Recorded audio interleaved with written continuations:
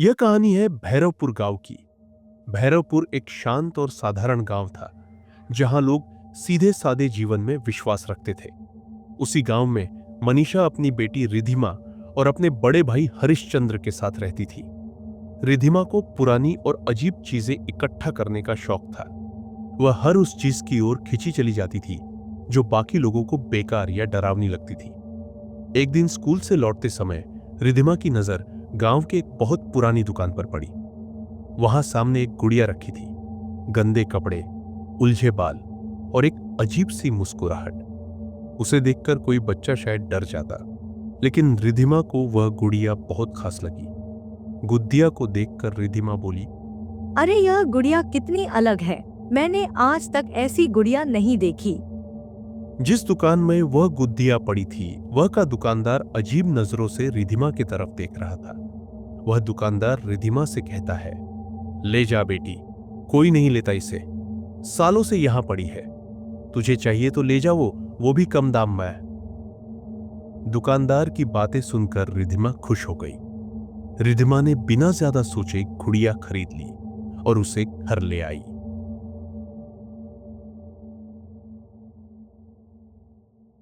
घर पहुंचते ही मनीषा ने उसे टोका, रिधिमा, ये क्या उठा लाई हो? ये गुड़िया अच्छी नहीं लग रही। रिधिमा ने जवाब दिया, मम्मी ये बहुत अनोखी है, देखो न कैसे देखती है। मनीषा ने रिधिमा को समझाने की कोशिश की, लेकिन रिधिमा ने जिद पकड़ ली और गुड़िया अपने कमरे में रख दी। रात हो गई थी, सब आराम से सो रहे थे, पूरा घर शांत था। अचानक मनीषा की आंख खुली। उसे लगा जैसे किसी ने दरवाजा खोला हो। वह डरते डरते रिधिमा के कमरे में गई। रिधिमा बिस्तर पर सो रही थी, लेकिन अजीब बात यह थी कि गुड़िया बिस्तर पर नहीं थी। वह अपने भाई हरिश्चंद्र को उठाती है और कहती है, भैया, आज सुबह रिधिमा अपने साथ एक गुड़िया लेकर आई थी। वह गुड़िया दिखने में बड़ी अजीब सी थी, बड़ी डरावनी थी।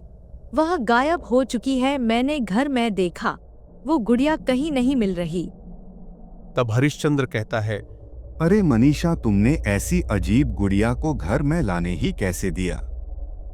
भैया, मैंने रिधिमा को समझाने की बड़ी कोशिश की, लेकिन रिधिमा मानी ही नहीं। वह उस गुड़िया के लिए बड़ी जिद कर रही थी। मुझे वो गुड़िया बहुत अजीब और डरावनी लग रही है भैया। ठीक है, चलो मैं देखता हूँ। हरिश्चंद्र रिधिमा के कमरे में जाता है। तब वो देखता है कि गुड़िया बिस्तर पर ही थी। गुड़िया को देखकर मनीषा कहती है, ऐसा कैसे हो सकता है? कुछ समय पहले ये गुड़िया यहाँ नहीं थी, फिर ये यहाँ अचानक कैसे आ गई? फिर हरिश्चंद्र कहता है, अरे मनीषा, तुमने ठीक से देखा नहीं होगा। चलो कोई बात नहीं, अब जाके सो जाओ। रिधिमा स्कूल से आते ही गुड़िया के साथ खेलने बैठ जाती थी। गुड़िया से बातें करती थी। रिधिमा अब घर में ही रहती थी, न अपने दोस्तों से मिलने जाती थी, न उनके साथ बाहर खेलने जाती थी। सिर्फ घर में बैठी रहती थी, गुड़िया के साथ खेलती रहती थी। रिधिमा को उस गुड़िया के साथ लगाव हो गया था। मनीषा को सारी चीजें पहले दिन से ही अजीब लग रही थी, लेकिन उसने ध्यान नहीं दिया। एक दिन हर रोज की तरह रिधिमा स्कूल से घर आती है, लेकिन इस बार रिधिमा का चेहरा थोड़ा मुरझाया हुआ था। घर आते ही रिधिमा सबसे पहले अपने गुड़िया के पास जाती है। उसे अपने हाथों में उठाकर कहती है, मेरा आज का दिन बहुत खराब गया। मेरे क्लासरूम में एक बच्चा है, अमन नाम का। उसने मुझे आज बहुत परेशान किया।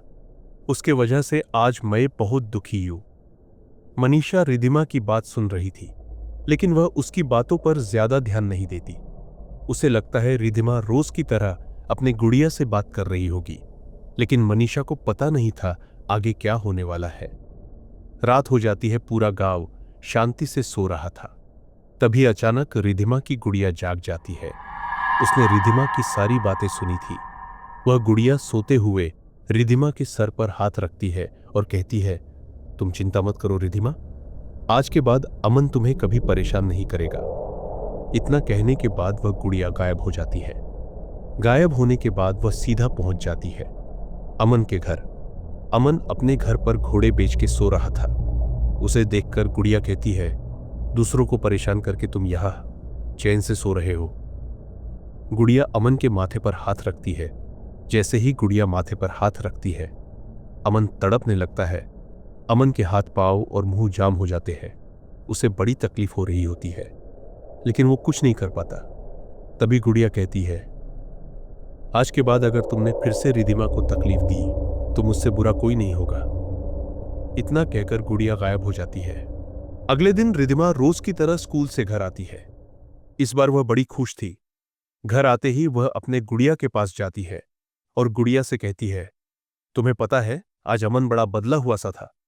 क्लासरूम में आते ही उसने मुझसे माफी मांगी और कहा कि अब वह मुझे कभी परेशान नहीं करेगा। मनीषा रिधिमा की सारी बातें सुन रही थी। रिधिमा की बातें उसे बड़ी अजीब लगती है, लेकिन वह उनके तरफ ध्यान नहीं देती। फिर कुछ समय बाद रिधिमा की दोस्त छाया घर पर आती है। वह रिधिमा को अपने साथ खेलने के लिए बुलाने आई थी। मनीषा रिधिमा को कहती है, बेटा रिधिमा, तुम्हें थोड़ा वक्त अपने दोस्तों के साथ भी गुजारना चाहिए। उस गुड़िया को रखो और जाओ अपने दोस्तों के साथ बाहर जाके खेलो। रिधिमा बाहर खेलने के लिए चली तो जाती है, लेकिन जाते वक्त वह अपनी गुड़िया को भी लेके जाती है। रिधिमा और छाया अपने पड्डे डढोसी रामलाल के आंगन मई बॉल के साथ खेल रही थी। वह अक्सर रामलाल के आंगन मई खेलने के लिए जाया करती थी, क्योंकि रामलाल का आंगन बड्ढा था। खेलते खेलते रिधिमा के हाथ से बॉल छूट जाती है और जाके आंगन में रखे गमले को लगती है। गमला टूट जाता है। गमला टूटने की आवाज सुन कि रामलाल बाहर ही आ जाता है। अपना टूटा हुआ गमला देखकर वह रिधिमा और छाया को बड़ी जोर से डांट लगता है। रिधिमा और छाया डांट सुन के डर जाते हैं। वह दोनों रोने लग जाती है। जमीन पर पड़ी रिधिमा की गुड़िया वह सब चुपचाप देख रही थी। रिधिमा और छाया निराश होकर अपने अपने घर चले जाते हैं। रात होती है। पूरे गांव में सन्नाटा छाया हुआ है। पूरा गांव शांति से सो रहा है, लेकिन तभी गुड़िया जाग जाती है। वह रिधिमा के सर पर हाथ रखकर कहती है, तुम चिंता मत करो रिधिमा, आज के बाद रामलाल तुम्हें कभी नहीं डांटेगा। इतना बोलकर अचानक गुड़िया गायब हो जाती है। अगली सुबह जब मनीषा दूध और सब्जी लेने के लिए बाजार जाती है, तब वह देखती है कि रामलाल के घर के बाहर लोगों की भीड़ जमा है। वह रामलाल के घर जाकर देखती है। आखिर हुआ क्या है? रामलाल के घर पहुंचने के बाद मनीषा दंग रह जाती है। वह देखती है कि रामलाल का शरीर खून से भरा हुआ है। शरीर के ऊपर घाव लगे हैं। रामलाल को देखकर गांव के लोग परेशान हो जाते हैं। तभी एक बुजुर्ग रामलाल से पूछते हैं, रामलाल, आखिर तुम्हारी यह हालत किसने की? तब रामलाल कहता है, कल रात को मैं जब आराम से सो रहा था, तब मेरे माथे पर किसी ने हाथ रखा था। उसका हाथ बड़ा नरम था। जब मैंने आंखें खोल कर देखा, तब मैंने देखा कि एक गुड़िया मेरे सर पर हाथ रखकर खड़ी है।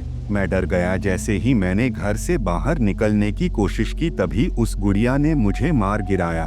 उसके बाद क्या हुआ मुझे नहीं पता। रामलाल की बातें सुनकर पूरे गांव में हाहाकार मच गया, लेकिन सबसे ज्यादा परेशान थी मनीषा, क्योंकि मनीषा को शक था कि यह काम उस गुड़िया ने ही किया है।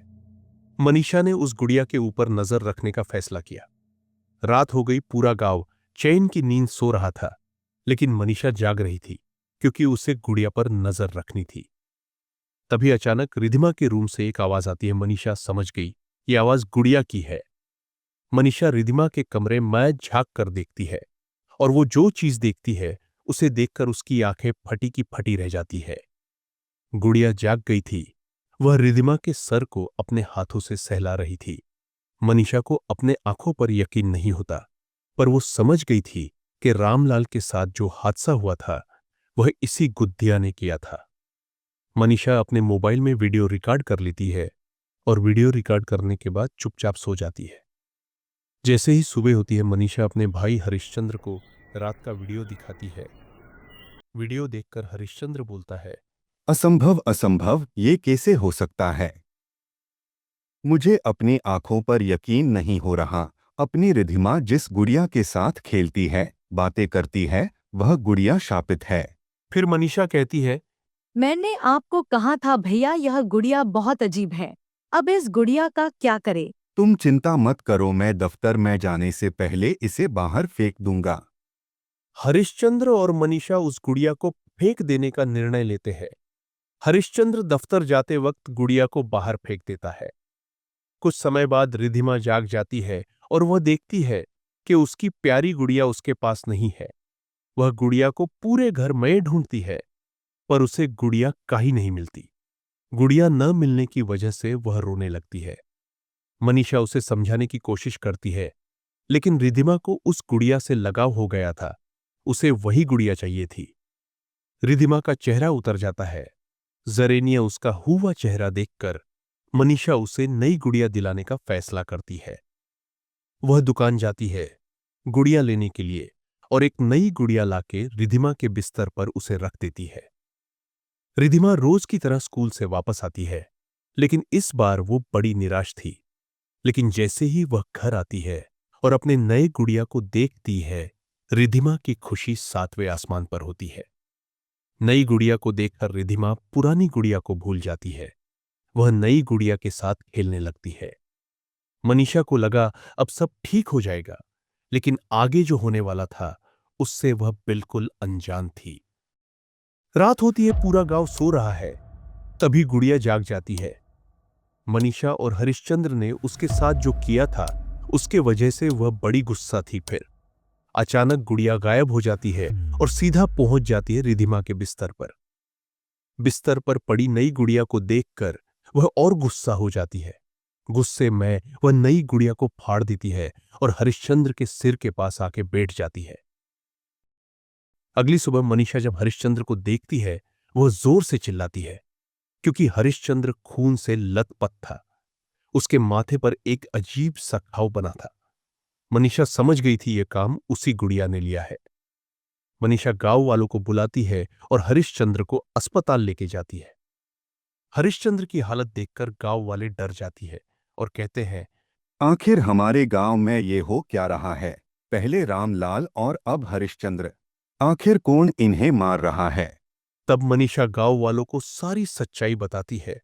गुड़िया की सच्चाई जानने के बाद गांव वाले बेहद डर जाते हैं और कहते हैं, हे भगवान, ये क्या नई मुसीबत है? मनीषा, तुम्हारे घर पर जो गुड़िया है वह शापित है। उस गुड़िया के अंदर जरूर किसी की आत्मा है। गांव वालों की बातें सुनकर मनीषा डर जाती है। उसे समझ नहीं आता आगे क्या करना चाहिए। तभी गांव वाले कहते हैं, तुम चिंता मत करो मनीषा, अभी घर जाओ। मैं थोड़ी देर बाद तांत्रिक को लेकर तुम्हारे घर आता हूँ, तब देखते हैं उसका क्या करना है। और हाँ, तब तक उस गुड़िया को कुछ मत करना। गांव वालों की बातें सुन के मनीषा अपने घर लौट जाती है। घर जाकर देखती है कि रिधिमा उसी गुड़िया के साथ खेल रही थी। मनीषा डरी हुई थी। उसे चिंता थी कि वह गुड़िया रिधिमा को कुछ कर न दे। कुछ समय के बाद गांव वाले तांत्रिक को लेकर रिधिमा के घर आते हैं। घर में पैर रखते ही तांत्रिक को पता चल जाता है कि इस घर में शैतान का साया है। तांत्रिक मनीषा को और गांव वाले को घर के बाहर लेके जाता है और उन्हें बताता है, हाँ, तुम्हारे घर में शैतान मौजूद है। अगर तुम उस शैतान को हानि पहुंचाओगे तो वो शैतान तुम्हें नुकसान पहुंचाएगा, ठीक वैसे जैसे हरिश्चंद्र और रामलाल को पहुंचाया था। तांत्रिक की बातें सुनकर मनीषा बोल पड़ती है, महाराज, मेरी बेटी हमेशा उस गुड़िया के साथ खेलती रहती है। मुझे डर है कि कहीं वो शैतान मेरी बेटी को नुकसान ना पहुंचा दे। तभी तांत्रिक कहता है, फिलहाल के लिए ऐसा नहीं होगा, लेकिन आने वाले समय में अगर इस शैतान को तुम्हारी बेटी से दूर नहीं किया तो वह उसके शरीर पर हमेशा के लिए कब्जा कर लेगा। फिर मनीषा कहती है, इस शापित गुड़िया से छुटकारा पाने का कोई तो तरीका होगा। तरीका है। 2 दिन बाद अमावस की रात है। उस दिन शैतान अपने पूरी ताकत का इस्तेमाल करेगा रिधिमा के शरीर पर कब्जा करने के लिए। उसी वक्त हम तंत्र मंत्र करके उसे इस दुनिया से हमेशा हमेशा के लिए भगा देंगे। फैसला हो जाता है। अब बस 2 दिन उस शापित गुड़िया को झेलना था। रात होती है, पूरा गांव डर के साए में जी रहा था। तभी अचानक गुड़िया जाग जाती है। उसकी आवाज से मनीषा भी जाग जाती है। गुड़िया रिधिमा के सर पर हाथ रखकर कहती है, तुम मेरे दिल के बहुत करीब हो रिधिमा, मैं तुम्हें छोड़ के कहीं नहीं जाऊंगी। बाहर से मनीषा गुड़िया की बातें सुन रही होती है। तब अचानक गुड़िया गायब हो जाती है और मनीषा के सामने आकर खड़ी हो जाती है। गुड़िया को देखकर मनीषा डर जाती है। तभी गुड़िया कहती है, आखिरकार तुम लोग मेरा सच जान ही गए। रिधिमा ने मुझे चुना है, अब मैं उसे छोड़ के नहीं जा सकती। लेकिन अगर तुमने मुझे रिधिमा से अलग करने की कोशिश की तो तुम्हारा भी वही हाल होगा जो उन दोनों का हुआ था। इतना कह के गुड़िया वापस गायब हो जाती है। 2 दिन बीत जाते हैं। अब समय या गया था गुड़िया से पीछा छुड़ाने का, लेकिन उससे पहले रिधिमा को सारी सच्चाई बतानी थी। मनीषा ने रिधिमा को शापित गुड़िया का सर सच बताया, लेकिन रिधिमा मानने को तैयार नहीं थी। फिर मनीषा ने रिधिमा को उस गुड़िया का वीडियो दिखाया। वीडियो देखने के बाद रिधिमा के होश उड़ गए। उसे यकीन नहीं हो रहा था कि जिस गुड़िया के साथ वह सबसे ज्यादा समय बीतती थी वह गुड़िया शापित है। गुड़िया की सच्चाई जानने के बाद रिधिमा बड़ी निराश हो जाती है और तंत्र मंत्र करने के लिए मान जाती है। फिर मनीषा और रिधिमा उस गुड़िया को लेकर तांत्रिक के घर चली जाती है। वह पर तांत्रिक ने सारा इंतजाम कर लिया था। रिधिमा अपनी गुड़िया तांत्रिक को देती है और फिर तांत्रिक उस गुड़िया को टेबल पर रस्सी से बांध देता है और उसके आंखों पर काला कपड़ा बांध देता है ताकि वही अपनी शक्तियों का इस्तेमाल कर ना सके। सब तैयार था, अब बस इंतजार था गुड़िया के जागने का। रात के 12 बज जाते हैं अमावस की। वो काली रात शुरू हो जाती है। इस बार गांव में कोई सोया नहीं था। पूरा गांव तांत्रिक के घर के बाहर खड़ा था। तभी एक आवाज होती है। घर के अंदर गुड़िया जाग जाती है। अपने आप को बंद देख गुड़िया रिधिमा को आवाज देती है, रिधिमा, ये तुम क्या कर रही हो? तुमने मुझे ऐसे बांध के क्यों रखा है? तब रिधिमा कहती है, मैं तुम्हारा सच जान चुकी हूँ। अब हम लोग साथ में नहीं रह सकते। ऐसा मत बोलो रिधिमा, हम तो अच्छे दोस्त हैं ना। मुझे आजाद कर दो रिधिमा, हम हमेशा साथ रहेंगे। मेरे रहते तुम्हें कोई परेशान नहीं करेगा। रिधिमा, मुझे आजाद करो। तभी तांत्रिक बोलता है, आजाद तो मैं तुम्हें कराऊंगा, वो भी इस दुनिया से, वो भी हमेशा हमेशा के लिए। इतना बोलने के बाद तांत्रिक अपना तंत्र मंत्र शुरू कर देता है। गुड़िया जोर जोर से चिल्लाने लगती है। गुड़िया की तेज आवाज सुनकर गांव वाले डर जाते हैं। घर के अंदर का माहौल पूरी तरह से बिगड़ चुका था। रिधिमा और मनीषा डर के मारे कांप रहे थे। घर के बाहर सब शांत था, लेकिन घर के अंदर मानो तूफान आया था। हवाएं चल रही थी, आसमान में बिजली कड़क रही थी। शापित गुड़िया जोर जोर से चिल्ला रही थी। तभी अचानक गुड़िया तांत्रिक के कैद से छूट जाती है। वह हवा में तैरने लग जाती है। गुड़िया बहुत ज्यादा गुस्सेमय थी। वह गायब हो जाती है। वह सीधे रिधिमा के सामने जाकर खड़ी हो जाती है। गुड़िया मनीषा के हाथ पांव और मुंह जाम कर देती है और रिधिमा के शरीर के अंदर घुसने की कोशिश करती है। रिधिमा जोर जोर से चिल्लाने लगती है।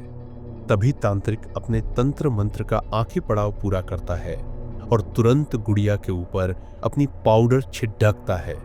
गुड़िया तड़पने लगती है और फिर तांत्रिक अपने घर में ही गुड़िया को आग लगा देता है। तांत्रिक रिधिमा और मनीषा को लेकर घर के बाहर आ जाता है। जैसे ही तीनों घर के बाहर आते हैं, पूरे घर में आग लग जाती है। उस आग के लपेटों में गुड़िया और उसके अंदर बसी शापित आत्मा जलकर राख हो जाती है। वो रात पूरे भैरवपुर में कोई नहीं सोया। सारे गांव वाले मनीषा और रिधिमा के साथ थे। फिर कुछ समय बाद घर में लगी आग अपने आप बुझ गई और रिधिमा को उस शापित गुड़िया से हमेशा हमेशा के लिए आजादी मिल गई।